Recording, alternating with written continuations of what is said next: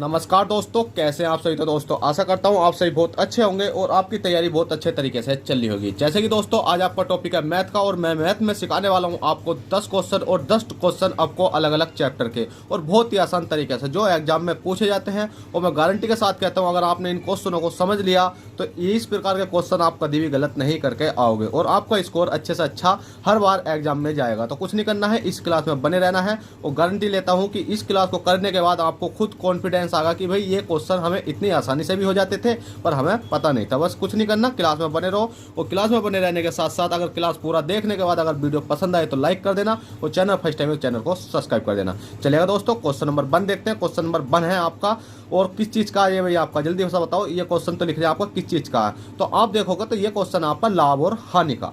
देखो क्वेश्चन कहता है एक आदमी ने अपनी पूंजी का 1/3 भाग 7% पर, 1/4 भाग 8% पर और शेष 10% पर निवेश किया। यदि उसकी वार्षिक आय 561 रुपये है तो पूंजी ज्ञात करें। तो कुछ स्टूडेंट मतलब कुछ टीचर क्या होते हैं इसको 10% को 7% को 8% को तोड़कर समझाते हैं। तो मैं इनको तोड़ने की जरूरत नहीं पड़ेगी, डायरेक्ट गुणा करना सिखा दूंगा कि कैसा आप इनका आंसर निकाल पाओगे।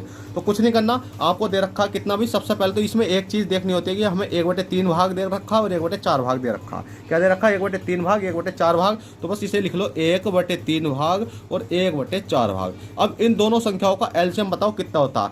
एलसीएम होता है इनका 12। बस आपको कुछ नहीं करना है, 12 लिख लेना है। जैसे ही आपने 12 लिखा, 12 के बाद बराबर आपको लगा देना है और 12 बार लगाने के बाद आप देखो अब क्वेश्चन कहता है कि यदि एक आदमी ने अपनी पूंजी का 1/3 भाग और भाग कितने पर 7% पर, तो भैया 1/3 भाग है ना वो कितने पर दे रहे हैं भाई, जल्दी से बताओ।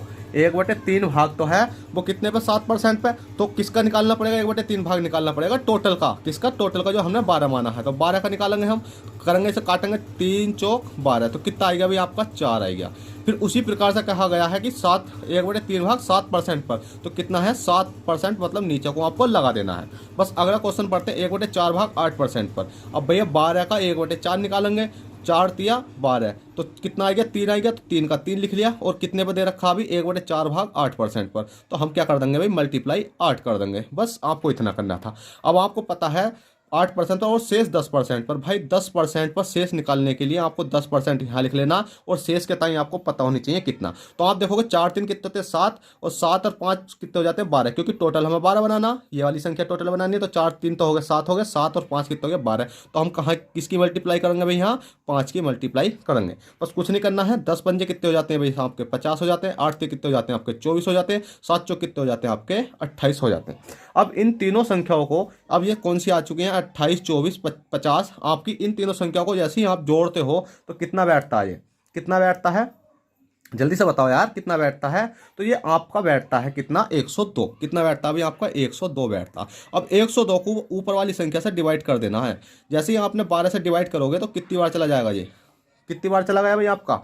देखिएगा ये चला जाएगा आपका, कितनी बार जाएगा? ये पूरा पूरा तो जाने वाला है नहीं, पूरा पूरा तो जाने वाला है नहीं। तो ये चला जाएगा, अगर हम काटना चाहें 2 से काटना था, 2 छंग 12 और 2 से ऊपर वाली संख्या काटना चाहेंगे तो 2 पंजे 10 और 0 तल लेंगे और नहीं 0 नहीं तलेगा, 2 पंजे 10 और 2 ही करना 2 51। ठीक है, 51 अपॉन कितना चला गया अभी? 6 चला गया। अब बस अब कुछ नहीं करना है, 51/6 है। अब आपको 51 मतलब कितना है भाई? Sorry friend, 51/6। 51/6 की वैल्यू आपको क्वेश्चन में दे रखी होगी ये।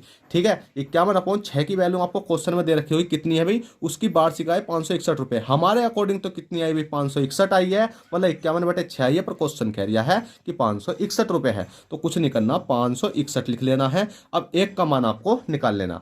एक का मान निकालने से अच्छा, मैं इसको थोड़ा सा ऊपर कर देता हूँ। एक का मान निकालने से अच्छा है कि आप क्या कर सो, इसको काट के देखो। जैसे अगर आप इसको काटते हो तो कितना बैठता है ये? जैसे आप इसको 6 से काटोगे तो ये कितना बैठ जाएगा भाई? 8.5 बैठ जाएगा। 8.5%। इसका मान दे रखा हुआ है 561। अब इसका मान आसानी से निकाल सकते हैं। तो यहाँ बचा 1%। 1% का मान निकालने के लिए 561 बटे कितना हो जाएगा? 8.5। अब इस पॉइंट से क्या करना है? हमें 0 बढ़ा देना है और इस संख्या से जैसे हम इसको काटेंगे तो 1% का मान कितना निकल कर आ जाएगा भाई हमारा? कितना निकल के आ गया, 66 आ गया। आप चाहो तो इसको काट के देख सकते हो। अब आपसे पूछा गया है तो पूंजी है, तो पूंजी का मतलब होता है कि टोटल पूंजी कितनी है। तो टोटल पूंजी में हमें क्या करना पड़ता है, अभी हम 100 मानते हैं तो 100 की मल्टीप्लाई कर दो। देखिएगा 100 की मल्टीप्लाई आपने यहाँ करे, 100 की मल्टीप्लाई यहाँ करोगे तो 100 की मल्टीप्लाई यहाँ कर दो, 66 गुणा 100 तो कितना हो जाएगा, ये हो जाएगा आपका 66 गुणा 100 बराबर हो जाएगा आपका 66,000। ठीक है, इकाई दहाई सैकड़ा हज़ार 10,000, तो 66,000 रुपये आपका राइट आंसर आ चुका है। ठीक है, 66,000 नहीं होने का यार, दो जीरो ना, तो एक जीरो काट देंगे, आपका हो जाएगा 6,600। ठीक है, तो 6,600 ऑप्शन नंबर सी आपका राइट हो जाएगा। चलिएगा, क्वेश्चन 1 हो गया है, क्वेश्चन 2 कराता हूँ। बहुत अच्छा क्वेश्चन है। क्वेश्चन 2 है, एक 7,000 रुपये की धनराशि 10% दर से 3 वर्षों के लिए निवेश की गई।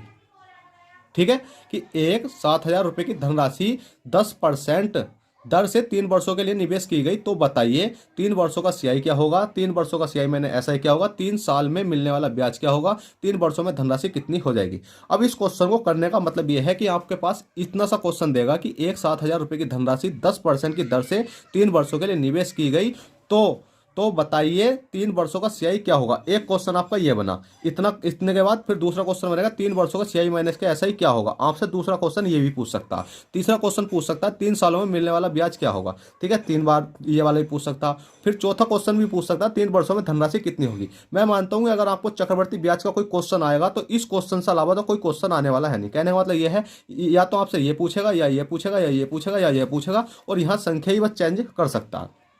अब इसको करने के लिए आपको कुछ नहीं करना, ऊपर वाली इक्वेशन सोल्व करो।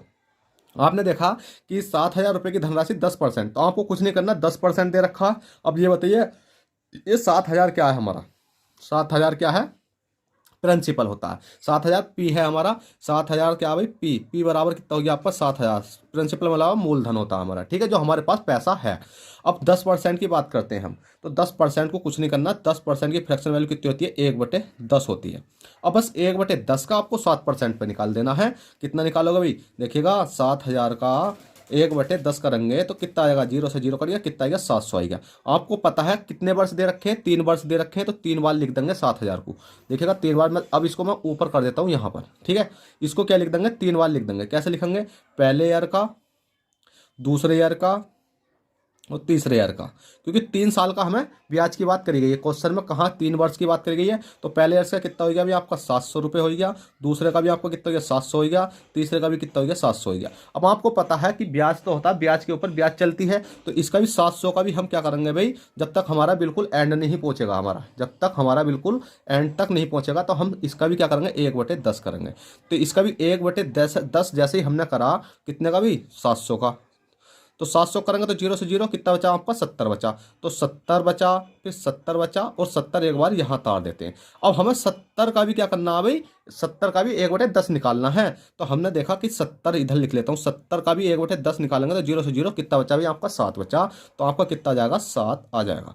बस अगर आपने इतनी इक्वेशन अच्छे तरीके से बना ली तो मैं मानता हूँ कि आपका चक्रवर्ती ब्याज का टॉपिक बिल्कुल समाप्ति मानो। ठीक है, अब आपको पता होनी चाहिए ये टोटल वैल्यू तो होती है वो क्या होती है, और ये वाली वैल्यू तो होती है जो आगा आगा वाली होती है वो क्या होती है। ठीक है, मैं इसको अगर गोल करना चाहूँ तो इस प्रकार से, और मैं इसको भी गोल करना चाहूँ तो इस प्रकार से, बताइए जल्दी से क्या होती है। तो देखिएगा दोस्तों, जो सारी टोटल वैल्यू होती है वो होती है हमारी कितनी भाई, सीआई होती है, और जौन सी ये वाली आगा आगा वाली वैल्यू होती है वो वाली क्या होती है हमारी, एसआई होती है। अब आपसे क्वेश्चन कुछ भी पूछे इसमें आप आसानी से निकाल सकते हो। ठीक है, अब पहले तो ये देखो कि सीआई इसमें टोटल कितना, 7 जो एसआई है हमारा टोटल 2,100 रुपये है, और इसमें सीआई कितना है, सीआई टोटल है तो 2,100, 7 मतलब 210, 217 और 2,100 को जैसे ही हमने जोड़ा, 210 और 2,100 को जैसे ही हमने जोड़ा कितना बैठा 2,317, कितना बैठा भी हमारा 2,317 बैठा। अब क्वेश्चन ने कहा है कि 3 वर्षों का सीआई क्या होगा, 3 वर्षों का सीआई मतलब पहले का, दूसरे का, तीसरे का, 3 वर्षों का सीआई हमने देखा कितना है 2,317 है, तो इसका कितना आंसर हो जाएगा 2,317 हो जाएगा। अब हमसे पूछा 3 वर्षों का सीआई माइनस के एसआई, तो कुछ नहीं करना, सीआई ये है एसआई ये है, दोनों को घटा देंगे माइनस कर देंगे तो कितना बचेगा, बताओ जल्दी से कितना बचेगा भाई आपका, बचेगा आपका 217। कितना बचेगा 217, आप घटा के भी देख सकते हो बिल्कुल आसानी पूर्वक। ठीक है, 3 साल में मिलने वाला ब्याज, अब भैया इसमें कहा 3 साल में मिलने वाला ब्याज क्या होगा। अब 3 साल में मिलने वाला ब्याज, इसमें क्वेश्चन ने मिस्टेक कर दिया कि 3 साल में मिलने वाला ब्याज नहीं होता है, तीसरे होगा है 23 तीसरे, ठीक है। यहाँ 3 साल में नहीं, 3 साल में तो मतलब टोटल हमने निकाल दिया ना, 3 वर्षों का सीआई हमने निकाल दिया। अब इसमें कहा गया तीसरे साल में मिलने वाला ब्याज, तीसरे मतलब पहले दूसरे तीसरे, तीसरे साल में हमें कितना मिला अभी 700 है, ये है 7 दूनी 14 है, तो कितना हो गया 700, 800, 840, 747, 847 हो गया। कितना हो गया भैया आपका ये 847 हो गया। अब लास्ट क्वेश्चन बचता हमारा 3 वर्षों में धनराशि कितनी हो जाएगी। जो 3 वर्षों में धनराशि कितनी हो जाएगी, धनराशि का मतलब आप जानते हो, बताइए जल्दी से। अमाउंट, अमाउंट बराबर कितना हो जाएगा हमारा, अमाउंट बराबर होता है हमारा मिश्र धन, जो कि हमारा ब्याज स्याज सब चीज मिलकर कितनी हो जाएगी 3 वर्षों में। तो आपको कुछ नहीं करना है, अमाउंट बराबर होता है हमारा, क्या होता है भाई, P+K सी आई। अमाउंट बराबर होता है P+K सी आई। तो पी हमें दे रखा क्वेश्चन में पहले ही कितना दे रखा, अभी देखो आप ऊपर देखोगे तो 7,000 रुपये दे रखा, तो 7,000 कर दिया हमने, ठीक है। और प्लस के सी आई है, सी आई कितना दे रखा हमें, सीआई कितना दे रखा 2317 दे रखा। आप देखोगे तो सीआई देखो आपको यहाँ दिख रहा होगा, मैं थोड़ा ऊपर ऊपर कर देता हूँ, तो ये दिख रहा होगा आपको 2317 सीआई दे रखा है। चाहे आप सीआई यहाँ से देख सकते हो 2317, तो आपको कुछ नहीं करना है 2317। अब इन दोनों को ऐड करेंगे तो हमारे 3 वर्षों में धनराशि मिलकर हमारे पास आ जाएगी, कितनी हो जाएगी भी हमारी 9,317 रुपये हो जाएगी। बस इस प्रकार से आपको ये क्वेश्चन करना था, और एक क्वेश्चन था, इस क्वेश्चन में मैंने आपको 4-5 चीजें समझा दी।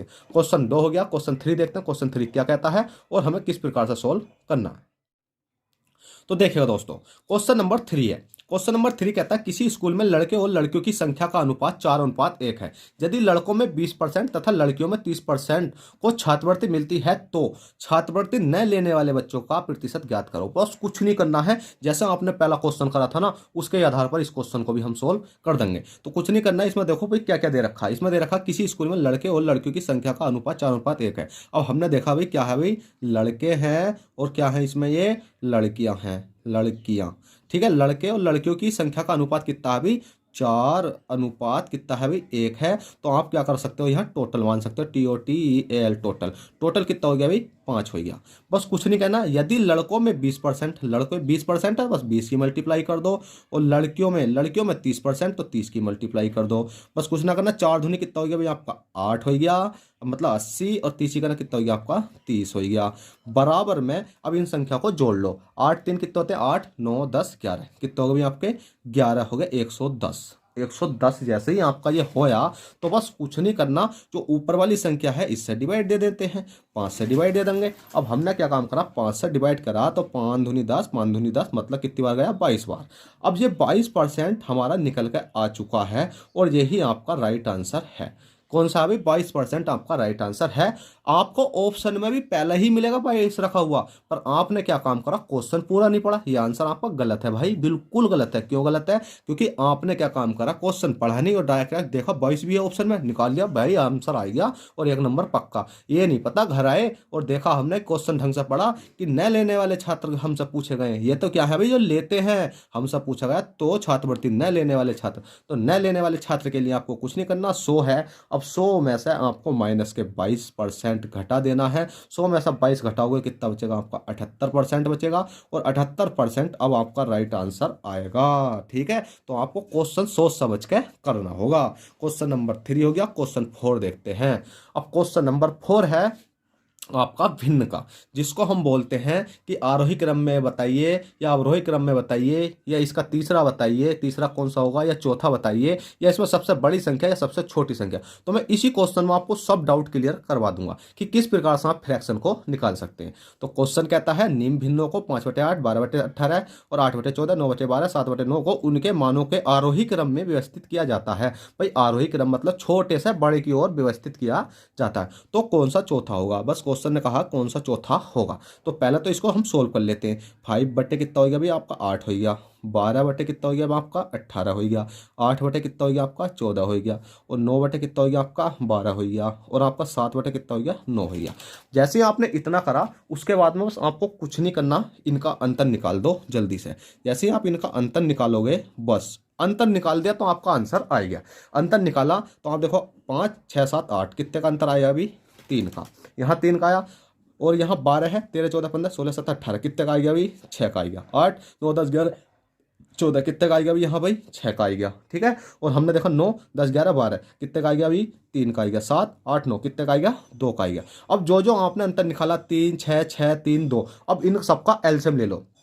अब आपको पता होगी कि एलसीएम किस प्रकार से लेते हैं। भाई आप तैयारी कर रहे हो किसकी, यूपी पुलिस की, एसएससी जीडी की, सीजीएल की, सीएचएसएल की, तो एलसीएम लेना तो आपको आता होगा। मैं कहने लगूँ 3 6 6 3 2 का एलसीएम लो। एलसीएम का मतलब होता है कि ऐसी संख्या लो कि जो 3 का भी भाग चला जाए, उसमें 6 का भी चला जाए, 6 का भी चला जाए, 3 का भी चला जाए, 2 का भी चला जाए। तो भाई हमें पता है कि इनका एलसीएम हमने 12 ले लिया, एलसीएम तो ले लिया हमने 12 ले लिया। अब बस कुछ नहीं करना, 3 के पहाड़े में 12 बार, मतलब 12 तक जाना आपको। 3 ही करना, 3 3 6 3 3 3 चौक 12। कितनी बार गए हम, 4 बार गए। 6 के पहाड़े में 12 तक जाना, 6 धुनी 12, 2 बार गए। 6 के पहाड़े में कितनी बार जाना, 6 धुनी 12, 2 बार गए। 9 धुनी 18, मतलब 3 चौक 12। कितनी बार गए भी, 4 बार गए। 3 चौक 12। इसी प्रकार से 2 है, 2 छंग 12, बस इतना कर लिया। उसके बाद में आपको ऊपर वाली संख्या का मल्टीप्लाई कर देना। 5 चौक कितने हो जाएंगे भाई आपके, 20 हो जाएंगे। और 5 चौक 20 हो गया। 12 धुनी कितने हो गए आपके, 24 हो गए। 8 धुनी कितने हो गए आपके, 16 हो गए। 9 चौक कितने हो गए आपके, 36 हो गए। और 7 छंग कितने हो गए आपके, 42 हो गए। अब आपको पता इसका मान ये है, इसका मान ये है, इसका मान ये है, इसका मान ये है, और इसका मान ये है। आपने इतना सोल्व करा। इतना सोल्व करने के बाद बस आपसे एक पॉइंट पूछा गया है कि इसमें चौथा कौन सा होगा। तो आपको डायरेक्ट नहीं करना, क्योंकि अभी क्वेश्चन में एक पॉइंट और दिया हुआ था कि मानों को आरोही क्रम में व्यवस्थित करो। आरोही क्रम मतलब छोटे से बड़ा। तो सबसे पहले छोटा देखो कौन सा। अभी इसमें सबसे छोटा है इसमें 16, सबसे छोटा 16। उसके बाद में कौन सा अभी आपका 20 है। 20 के बाद में कौन सा 24 है।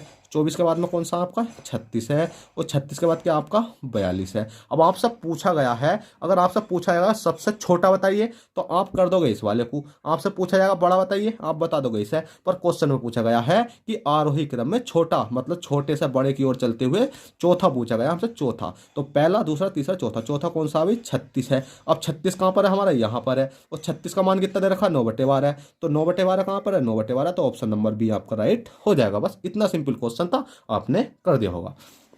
चलिए क्वेश्चन नंबर 5 देख लेते हैं। क्वेश्चन नंबर 5 क्या कहता है। क्वेश्चन 5 कहता है पी का वेतन क्यू के वेतन से 25% है, तो क्यू का वेतन पी से कितना परसेंट अधिक है। तो जब भी आपको इस प्रकार का क्वेश्चन आता है तो आपको पहले तो 25% की फ्रैक्शन वैल्यू लिख लेनी है। 25% की फ्रैक्शन वैल्यू कितनी होती है भाई, 25 चौका 100, 1/4। क्या कहा गया इसमें, कम या अधिक। पी का वेतन क्यू के वेतन से 25% है। अब भाई यहाँ है नहीं, कम है। यहाँ पता क्या है, कम कम, ठीक है। यहाँ एक पॉइंट छूट गया कि कम है, ठीक है। पी का वेतन क्यू के वेतन से 25% कम है। तो कम है तो 25% फ्रैक्शन वैल्यू 1/4। कम की बात करी गई है तो भैया हमें ऊपर कम करना पड़ेगा। जैसे 4 में से 1 घटाएंगे कितना बचेगा भैया आपका, 3/4 आ जाएगा। अब आपको ये देखना है कि पी एरिया और क्यू एरिया। अब ये बताओ कि 4 यहाँ पर आएगा या 4 यहाँ पर आएगा, 3 यहाँ पर आएगा या 3 यहाँ पर आएगा। आपको ये दिक्कत आ जाती है। तो आपको कुछ नहीं करना, बस आपको ये देखना है जिसके साथ का लगा हुआ, से लगा हुआ है, उसकी वैल्यू हमेशा नीचे वाली होती है। जैसे कि अगर बात करेंगे क्यू, पी का वेतन हो गया क्यू के वेतन से, किसके वेतन से, क्यू के वेतन से। तो क्या आप लिख कर दिखा देता हूं मैं, क्यू के वेतन से कितना है भाई, 3/4। क्योंकि नई इक्वेशन तो हमारी आई है, तो क्यू का मान तो हो जाएगा भाई 4। क्यू का मान तो हो जाएगा आपका 4। तो आपने क्या काम करा, क्यू का मान 4 लिख दिया। और बचा कौन सा, ये वाला बचा, तो इसका मान आपने 3 लिख दिया पी का। अब आपसे कुछ नहीं करना है, इनके बीच अंतर देखना है। अंतर देखोगे तो 4 में से 3 घटाया कितना बचा भैया आपका, 1 बचा। 4 में 3 घटा 1 बचा। अब बात यहाँ फंस जाती है आकर कि हमें 4 नीचे लिखना है या 3 नीचे लिखना है। तो बस आपको कुछ नहीं करना, क्वेश्चन के लास्ट में पहुंच जाओ कि जिसका पूछा उसका निकाल सकते हैं हम। हमसे पूछा गया तो क्यू का वेतन पी से, किससे है भाई, पी से। तो पी से पूछा गया तो पी से जिसके साथ के लगा हुआ होता, से लगा हुआ होता, वो वैल्यू हमेशा नीचे लेते हैं और नीचे ही वो आती है, ठीक है। नीचे वाली वैल्यू उसके साथ की होती है। जैसे कि यहाँ से वाली वैल्यू किसके साथ की होगी, नीचे वाली, तो पहले वाले की होगी। इसी प्रकार से इसमें कहा है पी से, तो पी की मान कितना है, हमें 3 दे रखा, 3। और मल्टीप्लाई कितना कर देंगे, 100 निकाल देंगे, कितने परसेंट के ताई। और 1/3 गुणा 100 कितना होता है, 33 सही 1/3%। यही आपका राइट आंसर है। ऑप्शन नंबर बी में आपको देखने को मिल जाएगा। चलिए क्वेश्चन 5 हो गया। क्वेश्चन 6 देखते हैं, क्वेश्चन 6 क्या कहता है और हमें उसको भी किस प्रकार से सोल्व करना है। तो देखिएगा दोस्तों, क्वेश्चन नंबर 6 आपकी स्क्रीन पर आ चुका है। क्वेश्चन नंबर 6 कहता है 1/3 गुणा 5 प्लस के 1/5/7 प्लस के 1/7 गुणा 9 प्लस के 1/9/11। और इस प्रकार से डेट डैश हमें दे रखा 13 गुणा 15 तक। चाहे यहाँ कोई भी संख्या दे देता, बस आपको इस प्रकार के क्वेश्चन में एक चीज देखनी है कि जो इनका अंतर चल रहा है वो कितने का चल रहा है। जो अंतर चल रहा है वो कितने का चल रहा है। आप देखो 3 3 से 5 तक 2 का, 5 से 7 तक 2 का, बस इतना ही देखना कि अंतर आपका कितने का चल रहा। फिर उसके बाद में आपको एक सूत्र लिख लेना है। वो सूत्र बहुत छोटा सा होता है। वो कौन सा होता है भाई? आपको 1 है 1 माइनस के 1/n, 1 माइनस के 1/n। इस सूत्र को लिखने के बाद आपका आंसर बिल्कुल चुटकियों में और मिनटों में आ जाएगा। ये क्या है भाई? आपका एन है। ठीक है, मैं एक्स बना देता हूँ इसको। ये क्या है? एन है।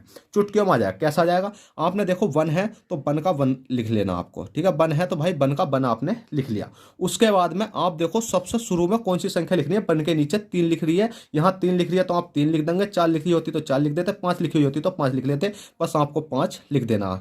अब क्या हो गया? आप 5 क्यों लिखा भाई? यहाँ 5 नहीं लिख जाएगा, यहाँ लिखा जाएगा 3, क्योंकि हमारे आगे 3 लिख रही है तो इसको हम थोड़ा सा काट देते हैं, इसलिए वो काटा पीटी नहीं करता। आपको 1 लिख लेना। 1 के बटे में कितना लिख देना? अभी आओ आपको 3 लिख देना। इतना लिख लिया, मतलब ये वाली इक्वेशन सोल्व हो गई। उसके बाद में माइनस का चिन्ह माइनस का लगा देना और 1 लिख लेना। जैसे इसमें 1 लग गया और n का मान आपको सबसे लास्ट में पहुंचना है। जैसे यहाँ सबसे शुरू में पहुंचे और यहाँ सबसे लास्ट में पहुंचा, यहाँ कितना अभी आपका 15 है, तो बस आपको क्या कर देना? 15 ही कर देना। जैसे आपने 15 करा और उसके बाद में ब्रैकेट बंद कर देनी है और एक गुणा का चिन्ह लगाना है और उसके बाद में आपको 1 लगा देना है और 1 लगा के आपको कितना लगा देना? अभी 2 लगा देना। अब आप कहोगे सर ये 2 कहाँ से आया और 1 कहाँ से आया? तो देखेगा दोस्तों, अगर अंतर 2 का चल लिया है, अंतर 2 का चल लिया है तो आपको 2 लिखना। अंतर 3 का चल लिया है, 3 लिखना। अंतर 4 का चल लिया है, 4 लिखना। अंतर 5 का चल लिया, 5 लिखना। अगर अंतर नहीं चल लिया होता, अंतर नहीं चल लिया होता तो नहीं लिखते। आप कहोगे सर तो ऊपर वाले का क्या रोल है? तो ऊपर वाले का समझो। अब इसको बहुत अच्छे तरीके से देखिएगा दोस्तों। अगर आपके सामने मैं इधर सोल्व करके दिखा देता हूँ, जैसे कि 2 है बटे में कितना है भाई? आपका 9 है गुणा 11 है।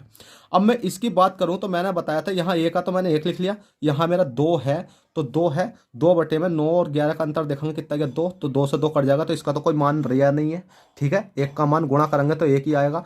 तो इसी प्रकार से अगर जितना अंतर नीचे लिख रिया है इतना अंतर ऊपर है तो आपको लिखना नहीं है बिल्कुल भी, कभी भी। जैसे कि अगर यहाँ 2 का अंतर है और ऊपर 2 है आपका तो नहीं लिखना। ऊपर 1 का अंतर है और नीचे 1 का अंतर है तो भी नहीं लिखना। अगर ऊपर 5 का अंतर है नीचे 5 का अंतर है तो नहीं लिखना। अगर ऊपर 3 का है नीचे 5 का तो भाई लिखना पड़ेगा। ऊपर 6 का है और नीचे 5 का है तो जैसा ऊपर 6 का है तो 6 लिख देना है और अंतर कितने का? 4 का तो 4 लिख देना है। बस आपको ये देखना। अब इसको सोल्व कर लो जल्दी से। कैसे करोगे देखिएगा। अब इसको सोल्व करते हैं। तो सोल्व करने का तरीका मैंने आपको बताया है।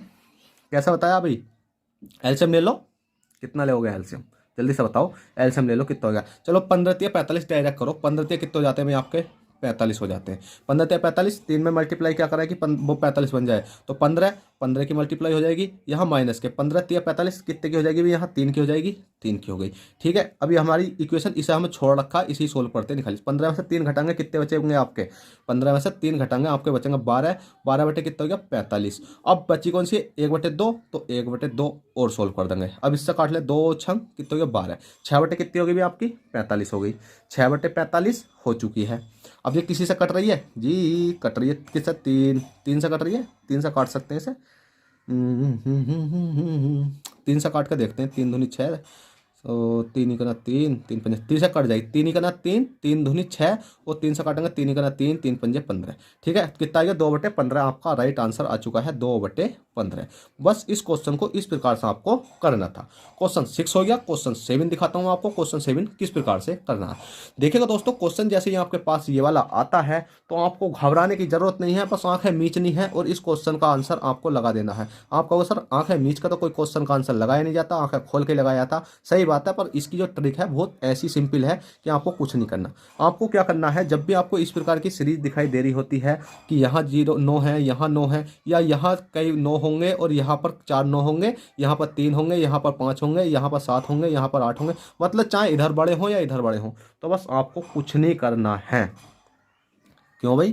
क्यों नहीं करना? तो देखो इतना करना है बस।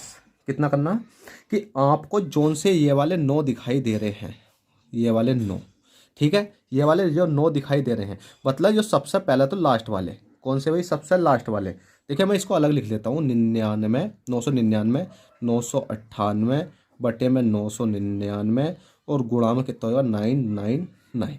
ठीक है, अब आपको दिख रहा होगा ये वाले 9। अब ये वाले 9 कहाँ लिखे जाने हैं भाई? ये लिखने हैं आपको सबसे शुरू में। 999 जितने भी 9 हो।